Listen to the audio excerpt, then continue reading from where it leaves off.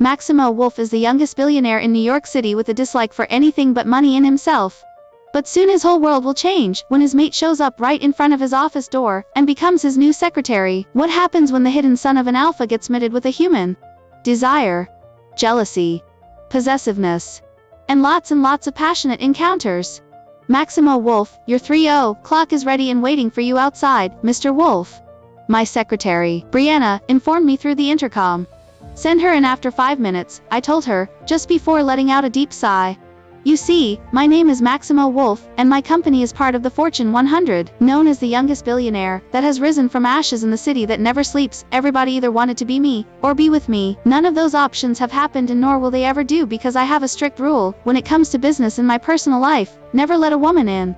They are a weakness, and I, Maximo Wolff, will be damned if I ever allow myself to be weak. I stood up from my desk, tidying my suit one last time before plastering a smile on my face, and right on cue, my double door opened and it revealed a woman that screamed money and power at every step she took. Good afternoon, Mrs. Ivana. It's nice to see you again. I let out my hand as I looked at her. The strong scent of a perfume that probably cost a house filled my sense of smell. I was always a bit sensitive when it came to such things. Whatever it was or wherever I was, I could smell something pungent or something out of the ordinary from more than a mile away. Both a blessing and a curse, I would say. Mrs. Ivana was already undressing me with the way her eyes looked at me up and down the second the door opened, but of course, I had to keep my calm posture. Hello, Mr. Wolff. You look as dashing as I last saw you. Her words came out of her lips like pure seduction, that I could have sworn I heard of her right after. Money, power, fame. That was what mattered to me, more than anything else. Even if it meant having to sit through women and men mentally taking my clothes off during a meeting, I was not going to back down. I offered her a seat, but instead she walked closer to me. Her red heels tapped on the floor in rhythm as her hips swayed to my direction. Mrs. Ivana walked her way right in front of me, sitting down comfortably on my wooden table and seductively spreading her legs open, subtle but obvious, at the same time that she was trying to lead me into something. One of her red heels slowly started to go up my leg, brushing it in a way to insinuate an action from me. The way she spread her legs gave me an ample view of her ridiculously revealing red lingerie, thin and strappy. It could barely be considered a piece of clothing, as it covered nearly nothing to begin with.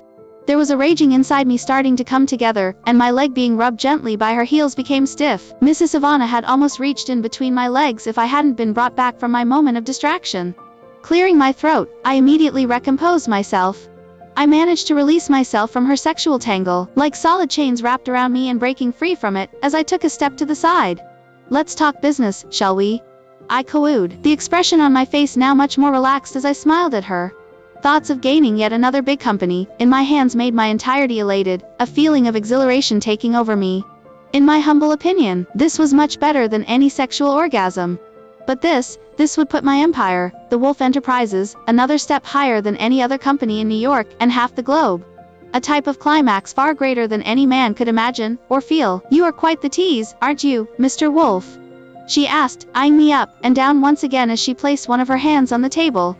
Slowly, I used one of my hands to move to the side of my table with a pen, making sure to brush up against her hand, that was positioned conveniently. I felt her shivers and saw her eyes slightly close from the abrupt touching of our skins.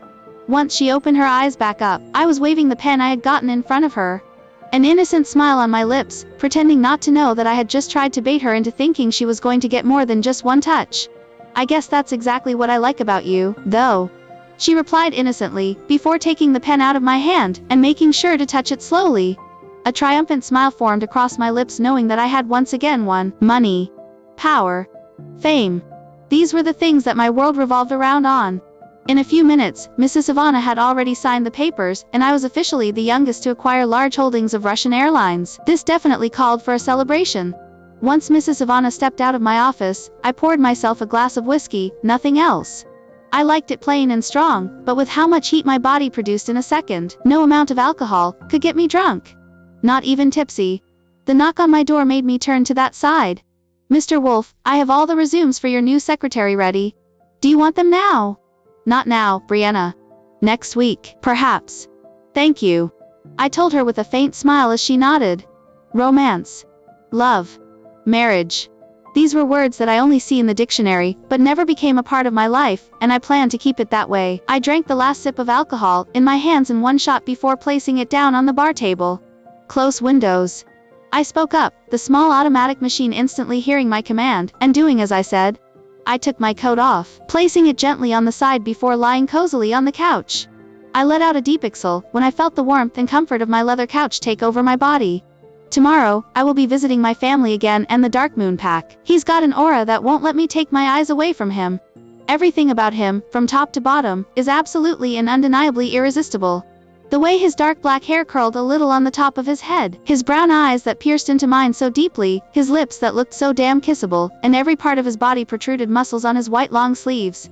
I've never met anyone that I've ever felt so attracted with, like there's a magnet between us that's pulling me closer and closer to him no matter how hard I try myself not to be pulled.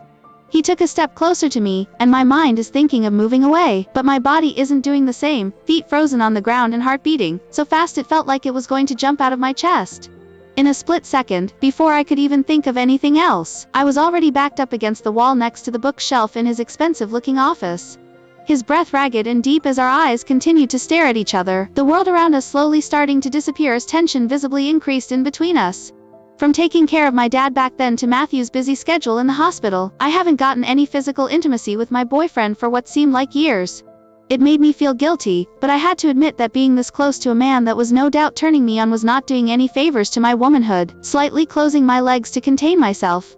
Maximo slowly leaned closer to me, his muscular hand perfectly positioning it against one of the wooden shelves behind me, and he was so close that I felt something rub up against my leg. I froze at the thought of what it could be, but mostly at the realization that I knew exactly what it was.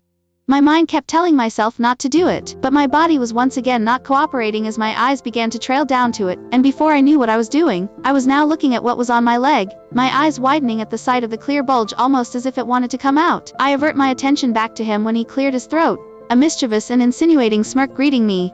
His voice deep and sensual, I felt myself almost drowning from how wet I had already gotten down there. "Do you want to touch it?"